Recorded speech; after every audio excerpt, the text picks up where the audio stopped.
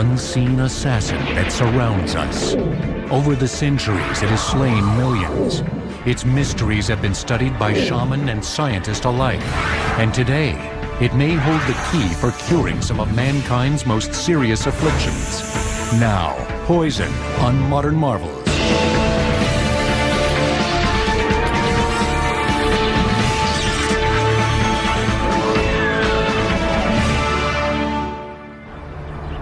Tokyo, Japan, 1995. A noxious gas overcomes riders on the city's subway. Thousands are panicked, hundreds injured. 12 people die. The culprit? A deadly poison called sarin has been released by a fanatical cult on the unsuspecting masses. Sarin is we call it a nerve agent. And it causes the body to basically drown in its own fluids. People get sweating, they get diarrhea, vomiting, the lungs fill up with fluids, and generally death from a nerve agent is a respiratory death. It's nasty, and it's very toxic. Washington, D.C., 2001. The United States Senate building is rapidly evacuated. There has been an attack on this austere chamber. The weapon this time, another lethal toxin, highly refined anthrax spores sent by mail into the building.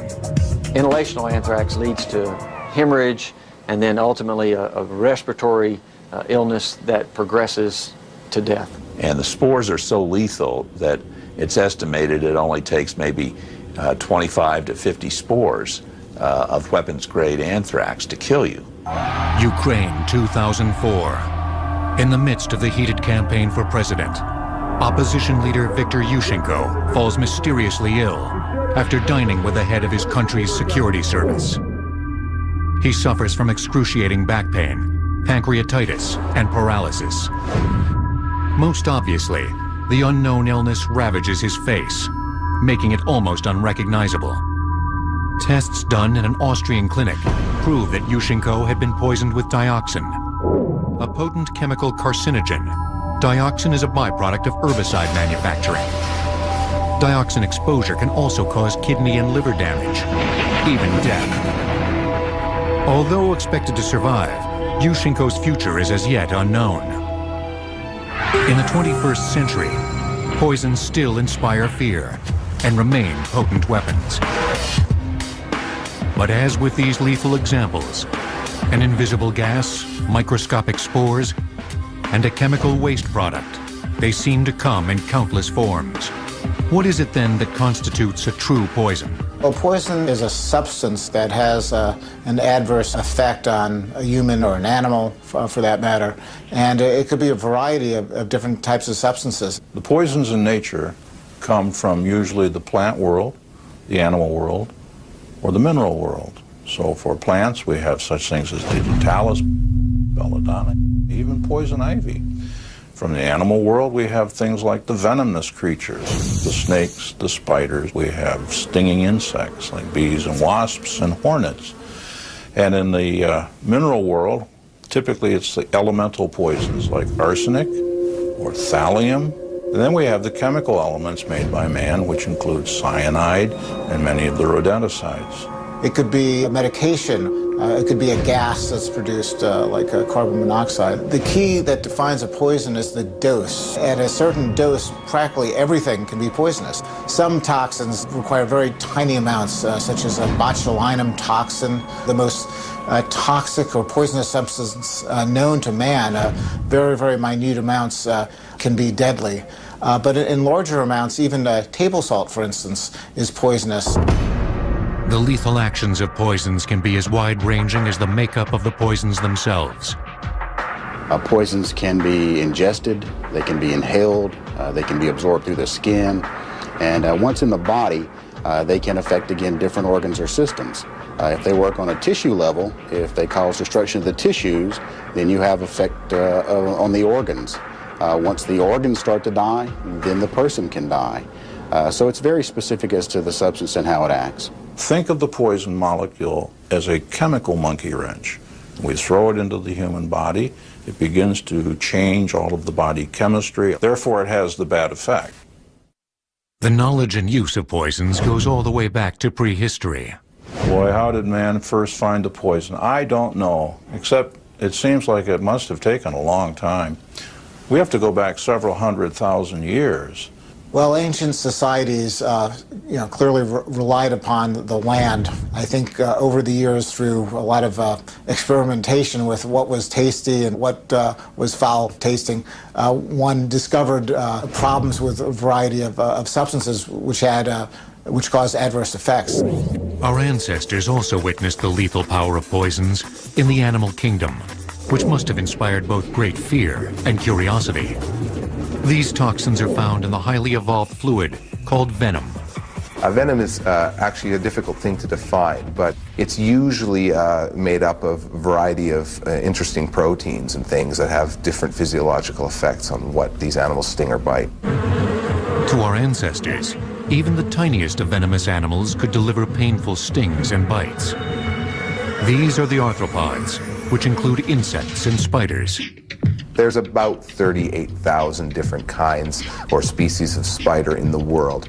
Of those 38,000, there is anywhere from 30 to 40 that are considered potentially dangerous by the World Health Organization.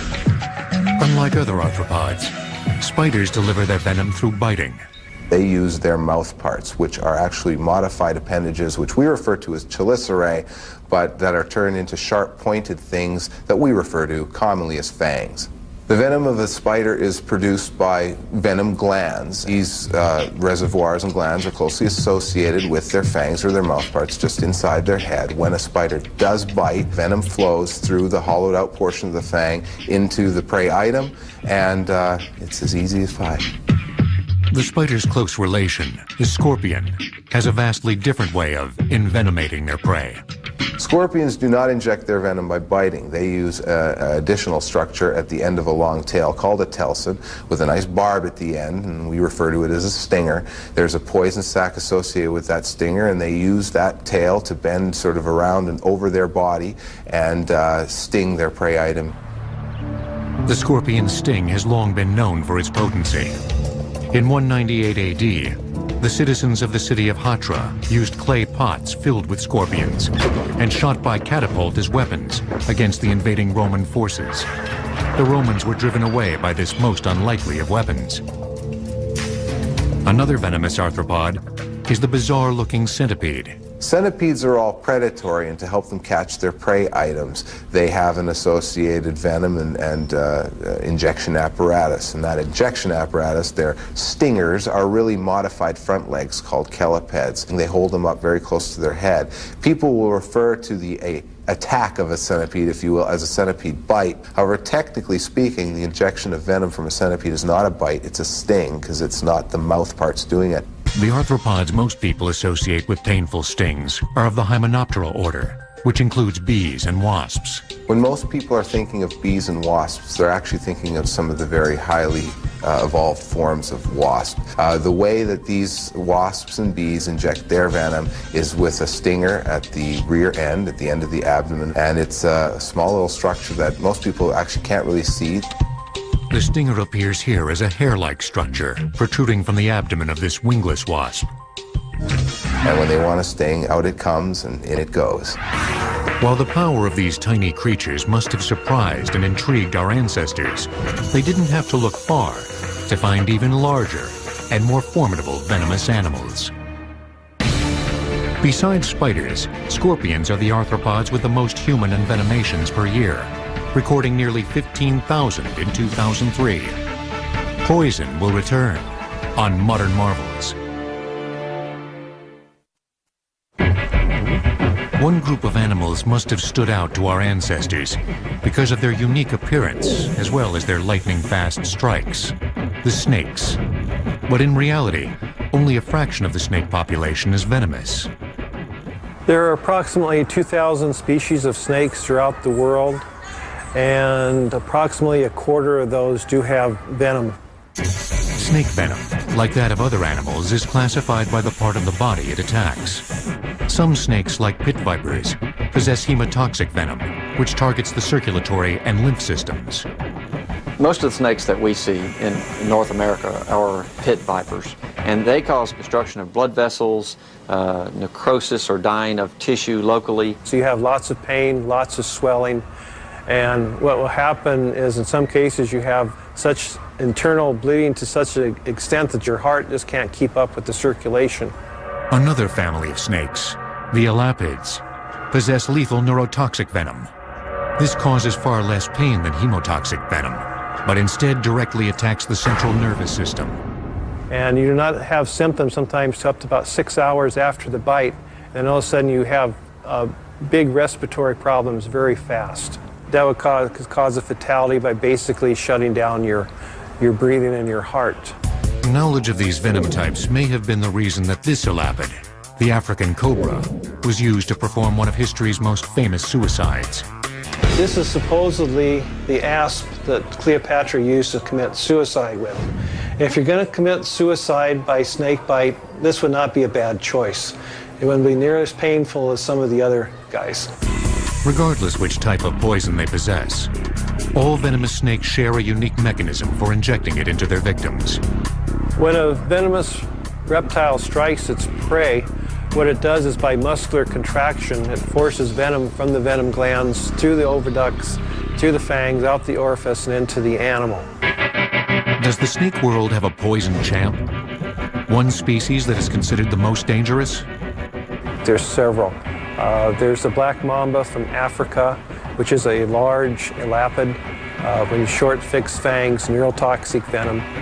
Another very dangerous snake is called a taipan from Australia and New Guinea. Once again, it's a very large snake, which is about 14 feet in length. It has the neurotoxic venom, and it's known for multiple bites. The fatality rate from a bite of these snakes is nearly 50%, and a fatal dose of their powerful neurotoxic venom is astonishingly small. With the taipan, probably a very small amount, probably like 5 milligrams injected, could prove fatal to a person. Along with snakes, there are other reptiles, like lizards, and amphibians that possess the deadly kiss of poison. There are only 2 types of venomous lizards in the world, and it's the Mexican bearded lizard and the Gila monster, which is a native to the United States, which is found primarily in Arizona. The Gila's mostly neurotoxic venom can also produce an uncharacteristic amount of pain and is delivered in a unique fashion.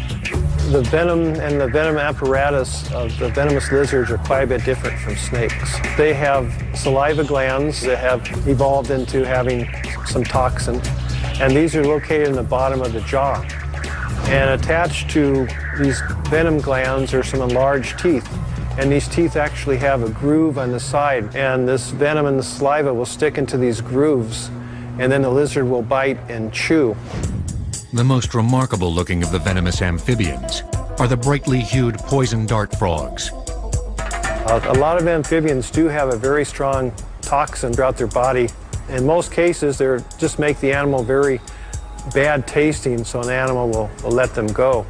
It's evolved quite a bit to a more dangerous toxin in some of the animals, like the little poison dart frogs that are found in Central and South America. And these have extremely toxic venom. And these are actually the frogs that the natives use to tip their poison darts with. And this is a very strong neurotoxic secretion, and they will use it to shoot a monkey in a tree, for instance, and it'll knock that monkey right out of the tree in a couple minutes.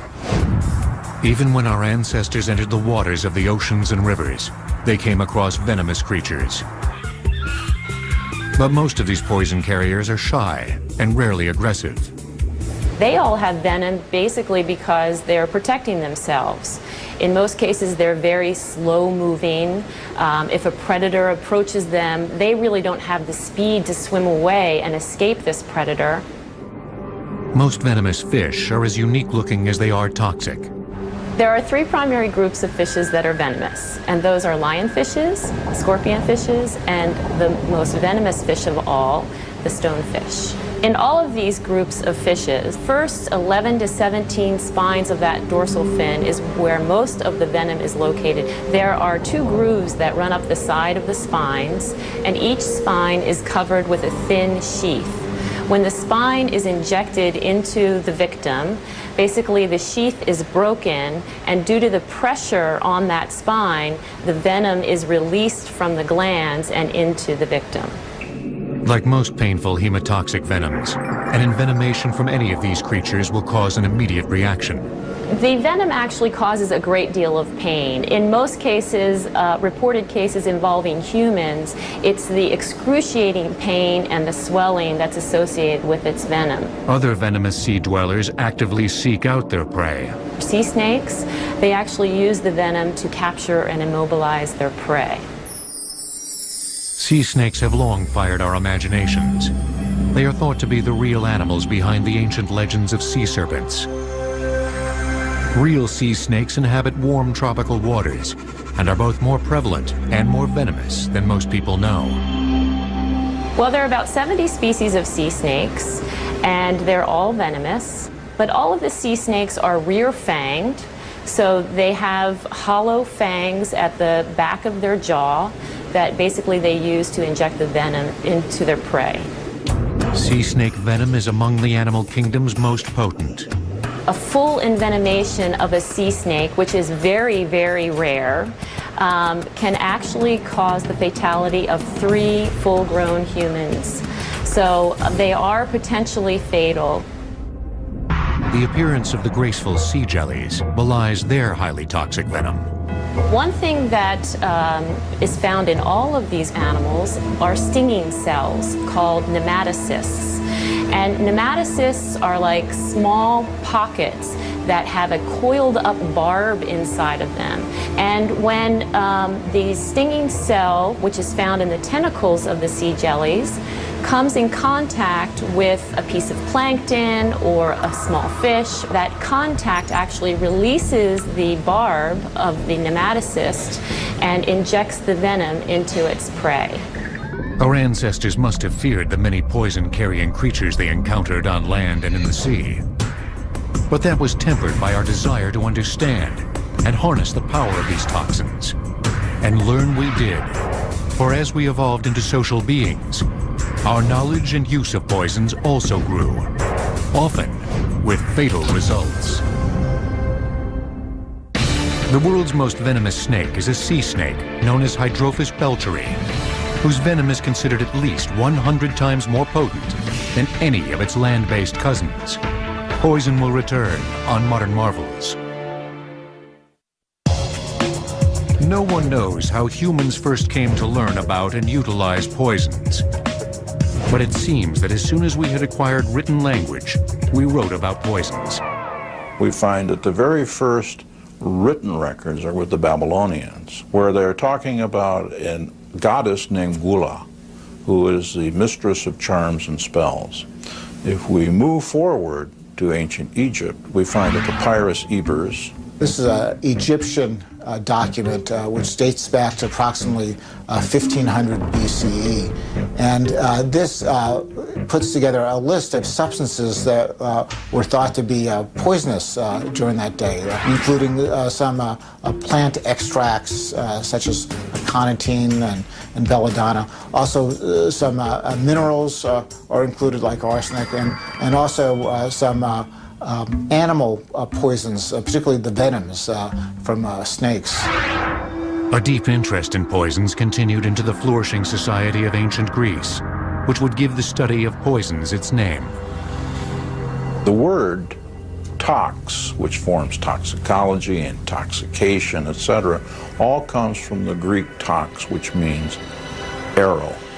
And it's felt that it is tied in to the use by the ancient Greeks of poisons as arrow poisons. Socrates died after being administered a poison hemlock, and this was how the Greeks administered their capital punishment. Poison hemlock, or Conium maculatum, was a plant well known to the ancient Greeks.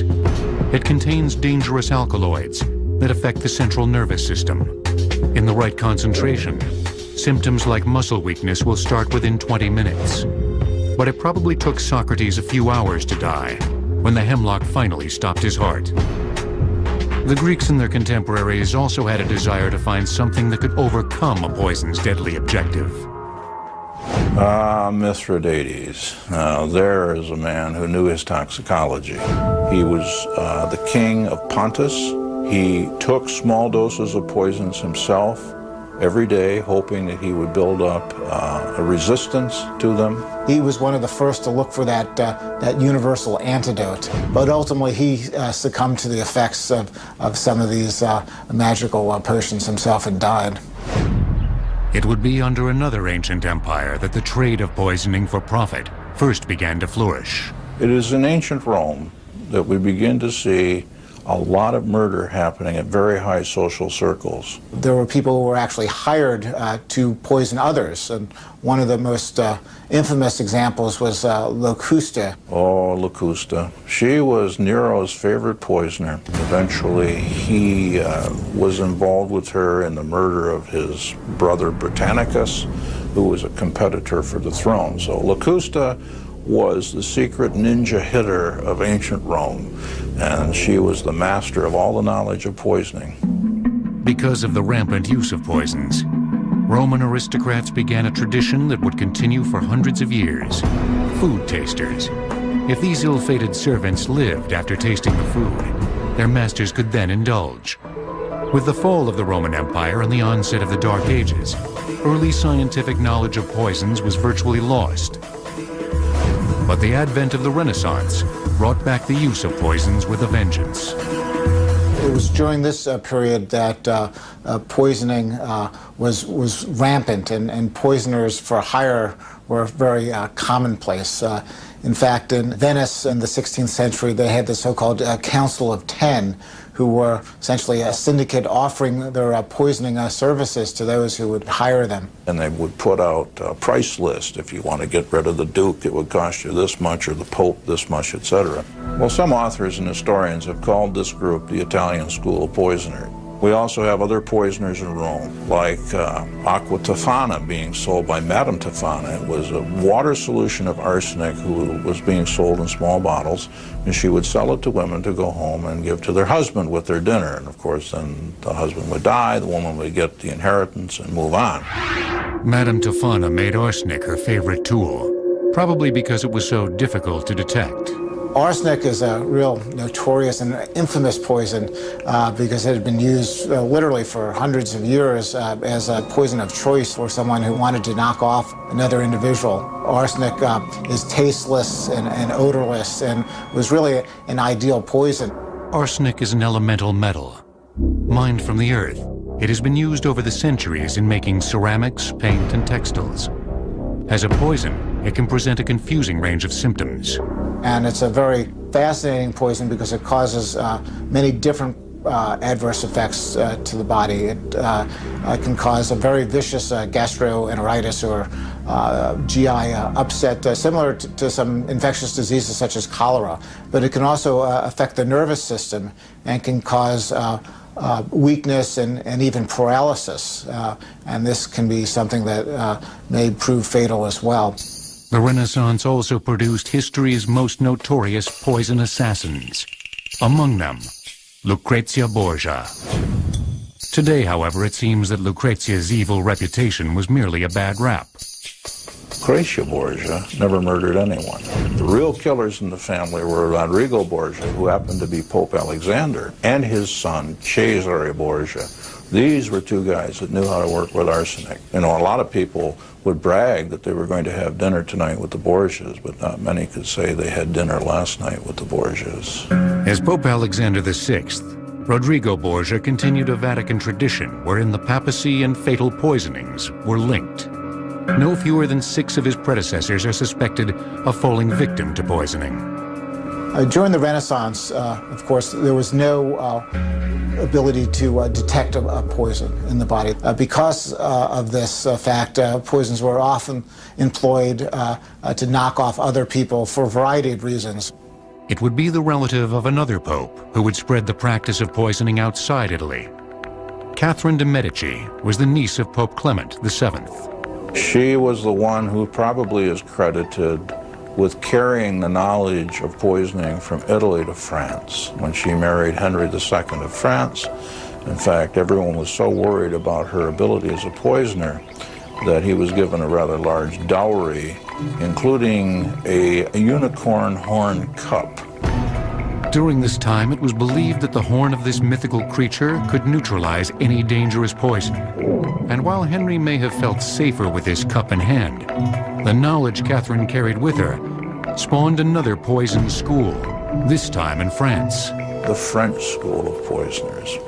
And here we have some famous poisoners at work in Paris. Probably the biggest known one is the Marchioness de Brinvilliers, who killed her father, her brother, and with her lover in order to gain estates, and she was eventually found out and burned in Paris. By this time, knowledge of poisons included a large variety of plant poisons, especially poisonous mushrooms. This mushroom, the Amanita phalloides, or death cap, is among the most toxic and was probably used in this era. These mushrooms contain the chemicals amanitin and phalloidin, which can destroy the liver and kidneys. Only one cap will bring about vomiting, extreme abdominal pain, and can prove fatal. The modern study of poison, toxicology, can point to one man and one book as its origin. There was a gentleman who went on to become what we call the father of toxicology. His name was Matthew Joseph Bonaventure Orfila. He wrote the first book in 1814 dedicated to his research in toxicology. The name of his book was Traité des Poisons, which means in English, an exercise or dissertation upon poison. Using poisons like arsenic, opium, strong acids, and poisonous mushrooms, Orfila used a method unique to his time. He experimented on animals. So he would take arsenic, for example, and he would minister it to dogs and cats and rabbits and doves and pigeons and everything else, and he would dissect the animal. He would know what the observable signs inside looked like. That had never been done before. And really, his observations are just as valid today. By the late 1800s, America's had farms stretching from coast to coast. To keep their crops safe from rodents, farmers began using a poison, new to this country, that caused a fast and painful death. Strychnine is a compound that's isolated from a tree, actually. It's an alkaloidal compound, very bitter in taste. Strychnine is also a very interesting poison which causes extreme stiffness and arching of the back. It can interfere with breathing, it can cause muscle damage, and subsequently it can cause kidney damage. And it is very toxic and certainly can kill other mammals very readily. By the turn of the century, poisons like strychnine and other toxins, such as cleaning solutions, were commonplace in homes. These were often kept in similar containers and in close proximity to medicines. The possibility of confusion caused an obvious problem. So some regulations were passed which said that these poison bottles had to have a way for the person to be able to tell that this was in fact a harmful substance. Multiple different types of bottles showed up, many with different shapes, like triangular shapes or octagons, and many of them had raised ridges or knobs or quilted patterns, so that when someone picks up that bottle in the middle of the night, they can tell by feel that that was a poison or a toxin not meant to be ingested. The outbreak of World War I brought with it a new and unprecedented use of toxins, with horrific results. We probably saw our largest use of poisons in warfare during the First World War. And I don't know who fired the first shot. The Germans are credited with it at the Battle of Ypres in Belgium, when they released chlorine gas on the Allied troops.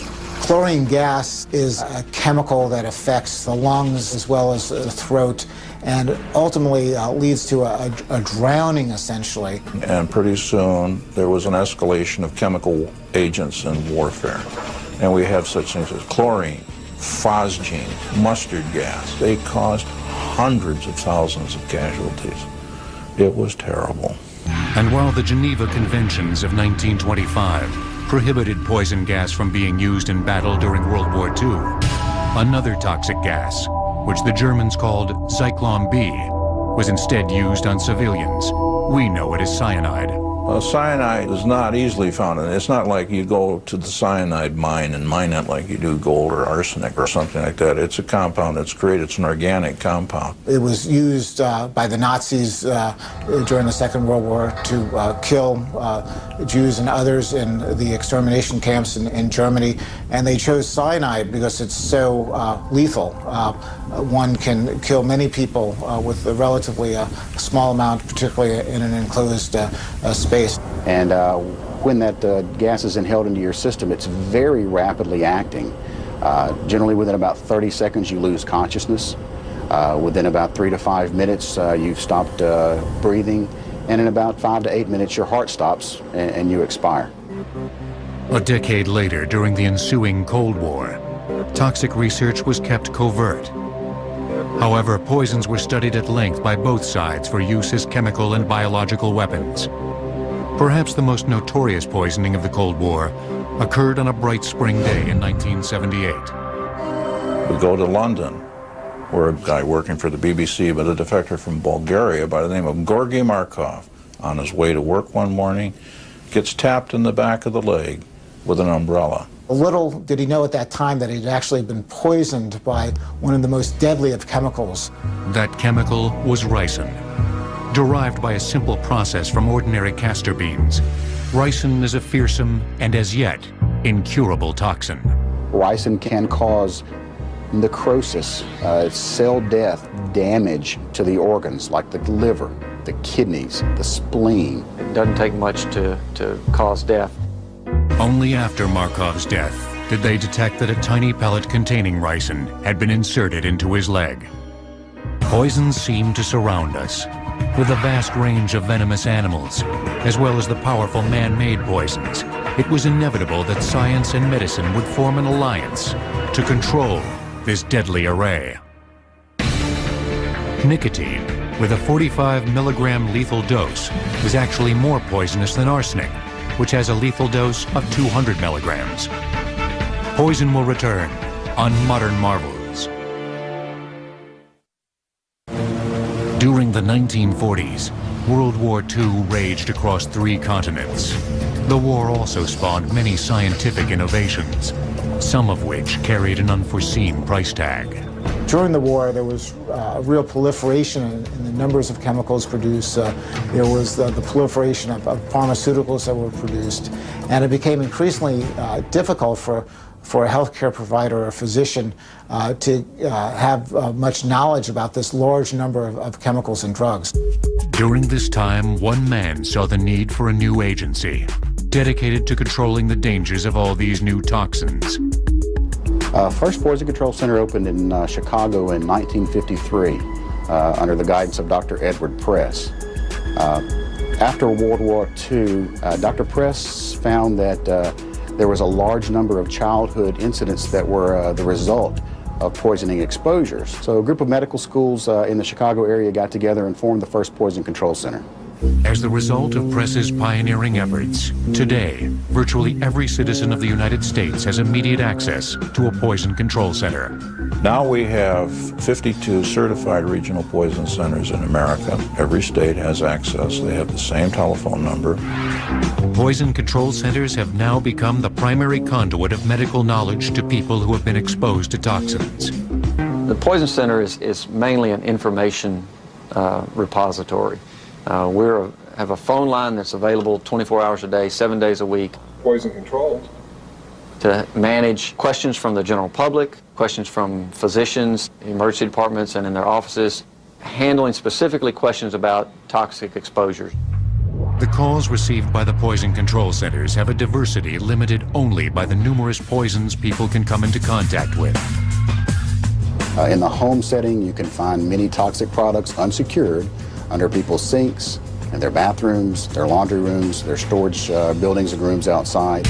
Those can range from drain cleaners, floor cleaning products, furniture polishes with petroleum distillates, laundry products. Outside we find car automotive products, wheel cleaners, antifreeze. We have herbicides, insecticides, many products which can be highly toxic. The sheer volume of calls received only underscores just how much the Poison Control Center's hard work is needed. Nationally, the Association of Poison Control Centers last year received almost 2.4 million exposure calls collectively. A preponderance of those calls involves the most innocent of victims. Typical patient, 50% of the time, is heavily weighted on little kids that are into getting, things they find left out on the counter or under the kitchen sink. Now, generally a child will ingest only a small amount, a lick, taste, sip of any particular substance. That's not to say that there aren't substances that can cause significant injury in very small ingestions. Acid products, drain cleaners that contain corrosives, petroleum distillates that you can find in many products like furniture polishes. Those are things that in even a smaller dose can cause very significant harm or damage. Despite the advances in poison control, very few actual poison antidotes are yet available. There's not antidotes to most poisons. In most of the ingestions and exposures that we see, the therapy is just very supportive care. There are only about 5 antidotes that are going to make a life and death difference in that victim. And that's for carbon monoxide, for cyanide, for the opium kinds of products, narcotics. We have antidotes for toxic alcohols like antifreeze and methanol. We also have an antidote kit for the chemical nerve agents. But the greatest number of specific antidotes are for animal envenomation. These anti-venoms have been made in the same manner since their inception in the 1900s. The anti-venom is actually made from horse serum in most cases. And what they will do is they will pick a certain type of venom and they will inject a horse a little at a time and slowly build up that horse's immunity. Then they will go ahead and use that horse's blood as the basis for the anti-venin. New antivenoms now being made from sheep serum are polyvalent, meaning that they can provide immunity from the venom of many different species at once. So they will inject several different type of venoms and build up immunity to those different type of snakes, and that's what will be injected into the person. The future of the poison control centers involves strengthening their current role as a repository of information about toxins, as well as finding better ways of dispensing what they know. I think our future will be solidified with appropriate funding and support to be able to continue to do the job that we're doing of keeping people out of the hospitals and hopefully keeping people safe. Toxicologists have always worked to free people from poison's deadly embrace. But now, researchers are asking whether these same lethal toxins may also prove to be the keys to unlocking the mysteries of our most dread diseases, even cancer. In 2003, nearly 2/3 of all toxic exposure calls to poison control centers across the U.S. were for people 19 years old and younger. Poison will return on Modern Marvels. The road ahead in the realm of poison, like the ancient god Janus, could have 2 very distinct faces. One is the chilling bio and chemical terror potential in this post-9/11 environment.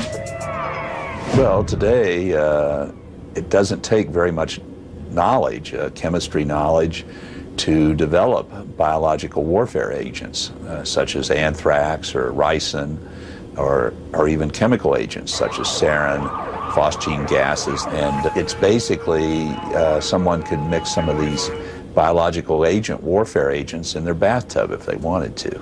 In many cases, these are things that you can get your hands on every day. And they are often referred to because of that as the poor man's atom bomb. The first step in combating potential future bioterror threats has already begun. And the federal government, through an act of Congress called Project BioShield, is now beginning to fund research to try to develop vaccines. So now research dollars are going into trying to develop countermeasures against all these potential biological warfare or chemical warfare agents. The poisons have also recently gained another, more positive face. Science has found that some of the most deadly toxins, when controlled, can have remarkable healing powers. For example, botulism.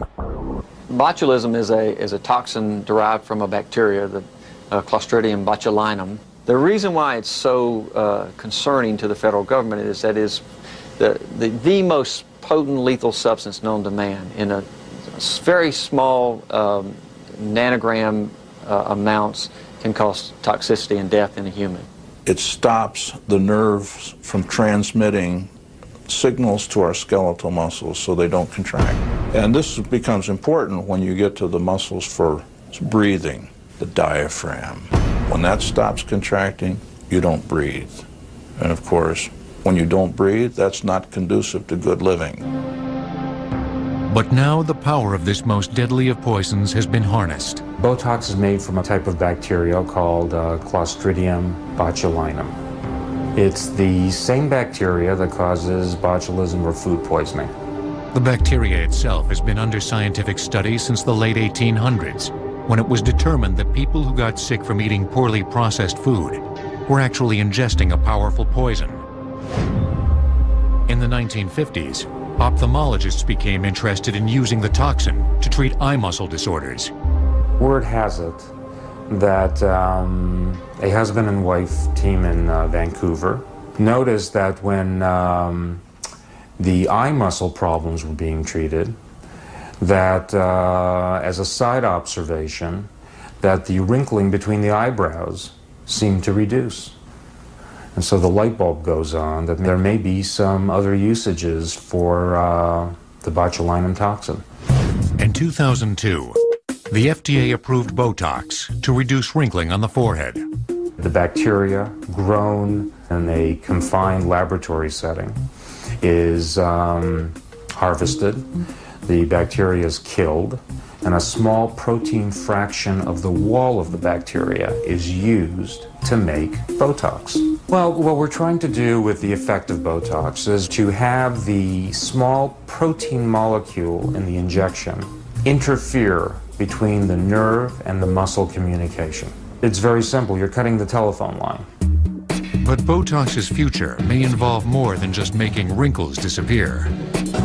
There have been reports in a number of specialties, and I've done with Botox for various reasons, all the way from muscle spasm in the neck to esophageal dysfunction in the GI tract. There's some urologic, bladder, prostate issues that can be treated with Botox. So I think the reports are well over 200 different arenas that Botox has function in. The prognosis for Botox in general is pretty much unending. Medical researchers are now looking closely at other poisons, especially animal venoms. Recently, venom from one species of snake, the southern copperhead, has shown remarkable abilities as a potential cancer fighter. Of all the many complex proteins found in this venom, one is unique. Snake venom is a mixture of maybe 50 or more proteins. Of those 50, this one protein, contortristatin, has the activity as an anti-tumor agent. Making a logical leap, researchers began exploring this protein's anti-cancer properties. There had been some earlier work done by a group at a hospital in Philadelphia suggesting that there were in snake venoms some sort of component that inhibited platelet aggregation, and since cancer cells have very similar proteins on their surface to those that are on the surface of platelets, we reasoned that, well, maybe this protein would have an effect on tumors, tumor spread, tumor invasion, tumor adhesion to surfaces. So we thought it might have both an anti-tumor and also an anti-angiogenic effect, and actually this is what we found out to be the case. So far, the studies have revealed that contortristatin has a dramatic potential. We've now looked at glioma, which is a very damaging brain tumor. We've looked at prostate cancer, we've looked at breast cancer, and we've looked at ovarian cancer. So in breast cancer and in the other cancers that I mentioned, the evidence is very strong that this protein has a very profound anti-tumor and anti-angiogenic effect. That is, it not only inhibits the tumor cell growth and spread, but it also directly affects newly growing blood vessel cells and blocks their ability to grow into the tumor and provide nourishment for the tumor. While this remarkable success has been limited strictly to animal studies, the hope is that soon these same results will translate into human clinical trials, and that the use of animal venoms and other so-called toxins as treatments for mankind's most serious maladies will prove to be the side of poison's Janus face that will thrive in the future.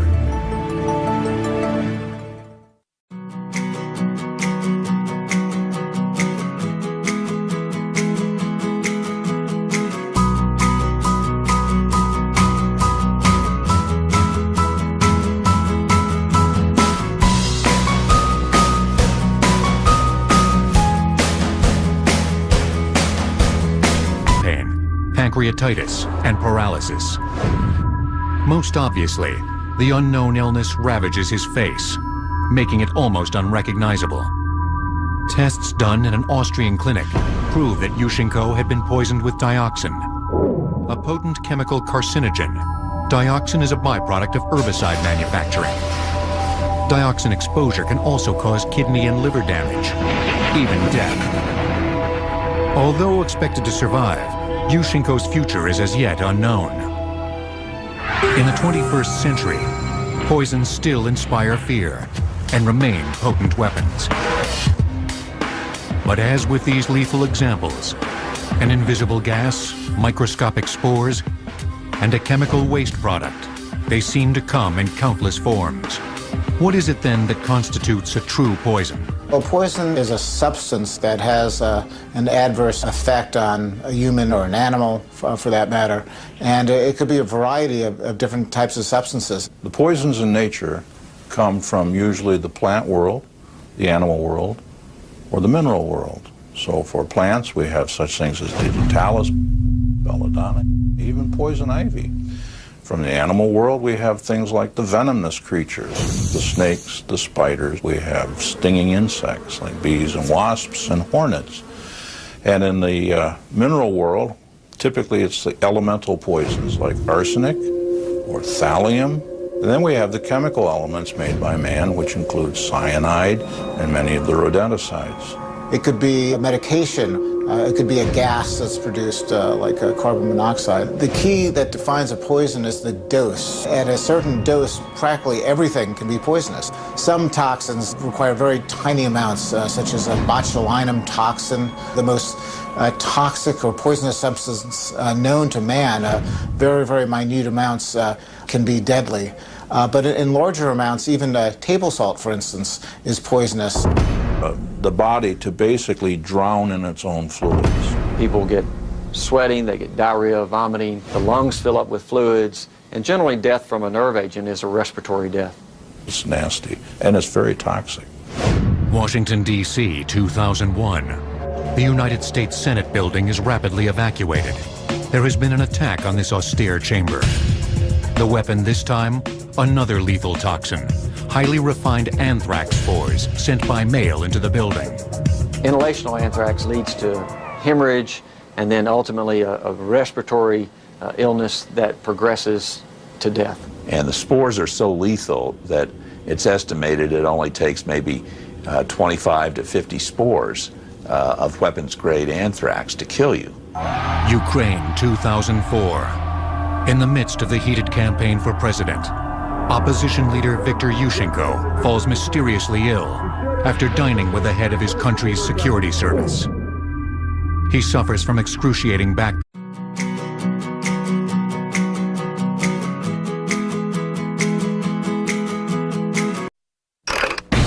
The unseen assassin that surrounds us. Over the centuries, it has slain millions. Its mysteries have been studied by shaman and scientist alike. And today, it may hold the key for curing some of mankind's most serious afflictions. Now, Poison on Modern Marvels.